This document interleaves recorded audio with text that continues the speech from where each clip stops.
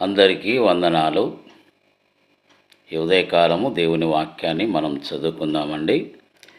పరిశుద్ధ గ్రంథంలో నుండి సామెతల గ్రంథం 1వ అధ్యాయము 23వ వచనం. నా గద్దింపు విని తిరుగుడి, ఆలకించుడి, నా ఆత్మను మీ మీద కుమ్మరించుదును, నా ఉపదేశమును మీకు తెలిపెదను.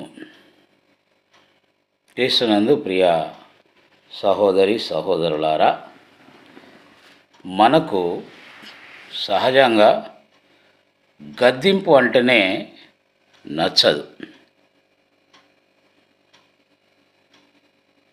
మనకు నచ్చేది ఏమిటి అంటే అభినందన నచ్చుతుంది, అప్రిషియేషన్.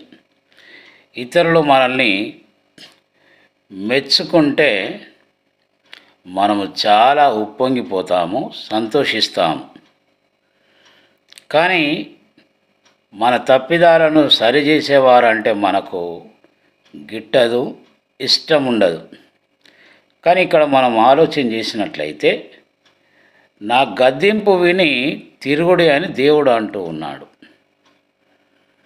అలా గద్దింపును విని మనం తిరిగినప్పుడు దేవుడు ఏం చేస్తానంటున్నాడు?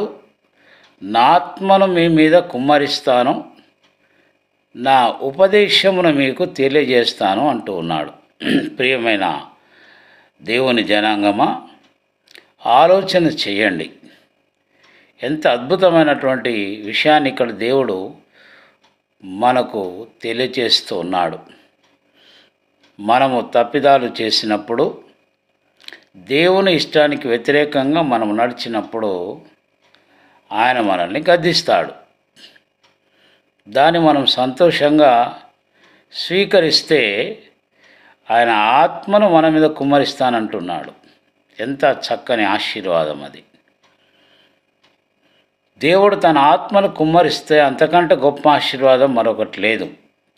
ఆ పరిశుద్ధాత్ముడు మనల్ని ఆవరించినట్లయితే మనం సర్వసత్యంలోనికి వెళ్ళడానికి సహాయపడతాడు. రెండవది, నా ఉపదేశమును మీకు తెలుపుతాను అంటున్నాడు ఆయన. ఎంత చక్కని మాట అది.